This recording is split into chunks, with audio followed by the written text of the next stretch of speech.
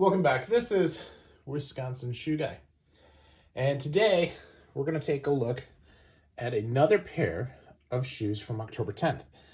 Now, I have always wanted a pair of deerskin shoes. And those of you who watch the channel know that I have a specific strategy where I collect field boots, split-toe derbies, and Adelaide Oxfords. And in working with Tom Brown, who is the head of Sons of Henry, which is the international dealer for October 10th, we decided it was a good time to try deerskin on a pair of Adelaides. Now, I had a little bit of a surprise. When I first did it, I only thought deerskin came in a hatch pattern. And lo and behold, these, at least based on the pictures that I've seen so far, are not in a hatch pattern, which is kind of cool. Now, if you remember my last unboxing, which was a pair of One-Eye Derbies, I had a box that was like a drawer. And so I fully expected, since they arrived at the same time, that this would be in that as well. But check it out. A little magnet. And it opened. Here we are.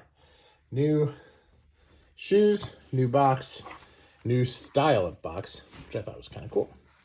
Now, deerskin is one of those that's on the thin side.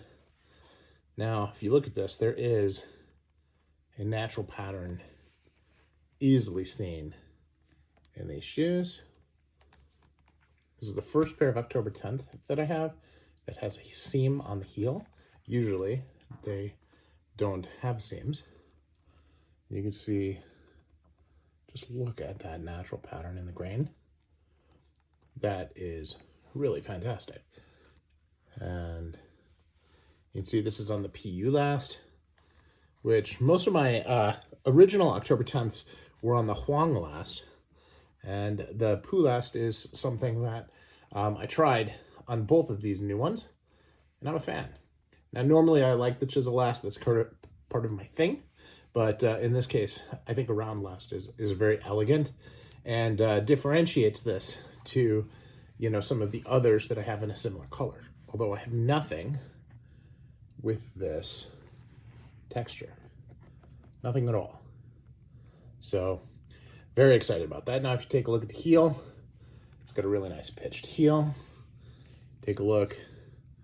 There's nice fudging on the welt. Very thick stitch density on here as well. Of course, the sole is a very, very clean bevel. I chose to do that instead of fiddleback, just for variety. No other reason. So, very excited about how those came out. Let's take a look at the other one.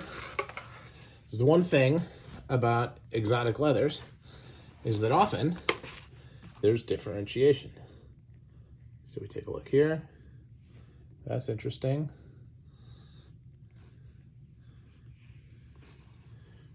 Now, the color variation like this is all part of what you get when you're looking at natural leather.